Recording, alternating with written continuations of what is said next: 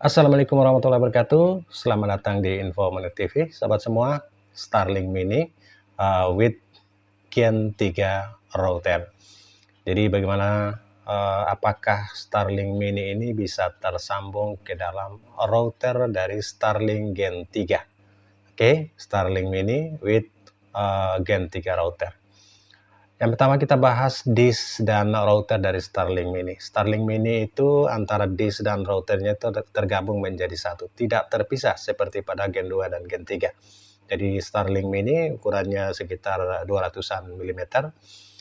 Itu tergabung antara antenanya dan juga routernya sekaligus di dalam papan atau disk dari Starlink itu sendiri, sehingga tidak ada pancaran router yang terpisah. Namun yang perlu diperhatikan di dalam Starlink Mini ini, disk atau papan yang ukurannya sangat mini itu di dalamnya terdapat router dan di situ ada colokan listriknya, kemudian colokan untuk RJ45-nya. Jadi untuk colokan listrik pun hampir sama dengan universal colokan yang lain. Kemudian untuk RJ45 juga sama, berbeda dengan Gen 2 dan Gen 3, terutama Gen 3, colokan RJ45-nya memang khusus dan harus digunakan kabel yang disediakan. Untuk Starlink Mini itu RJ45-nya sama dengan RJ45 yang lain, router yang ada di Indonesia atau general router, dan kita bisa sambungkan lewat kabel LAN ke router-router yang lain, ke access point, ke router, yang penting ada colokan LAN-nya atau WAN-nya. Sehingga dari Starlink Mini yang selain memancarkan WiFi langsung dari di Starlink-nya, jadi kita tempatkan di Starlink itu ke area yang bebas menghadap ke langit, dan di sana juga langsung dipancarkan, jadi tidak bisa terlalu jauh dari pengguna jika kita tidak menggunakan router tambahan. Akan tetapi jika kita ingin memancarkan atau memperluas range WiFi dengan jalur berkabel, maka kita bisa memanfaatkan port Ethernet dari Starlink Mini ini. Starlink Mini mempunyai satu port Ethernet yang kita bisa sambungkan ke dalam router atau access point yang lain, tergantung.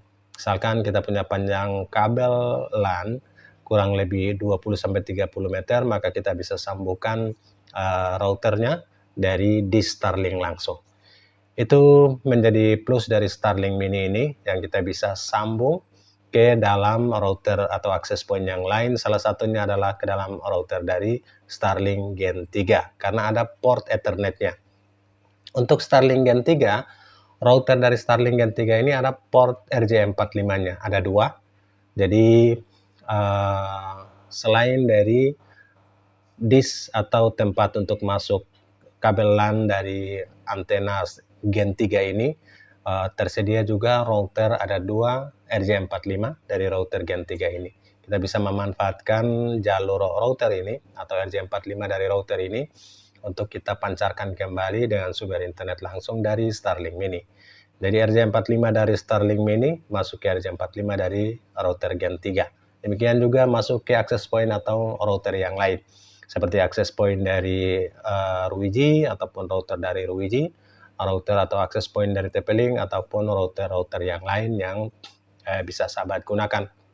Untuk sahabat yang ingin memperpanjang WiFi-nya dari Starlink ini, jalur RJ45 dari Starlink Mini, dari di Starlink Mini itu keluar langsung masuk ke router, misalkan 20 meter, 30 meter lewat LAN, dan dari router atau access point itu bisa kita gunakan router dan atau access point yang bisa lebih jauh pancarannya atau bisa tembus tembok, seperti jenis Totolink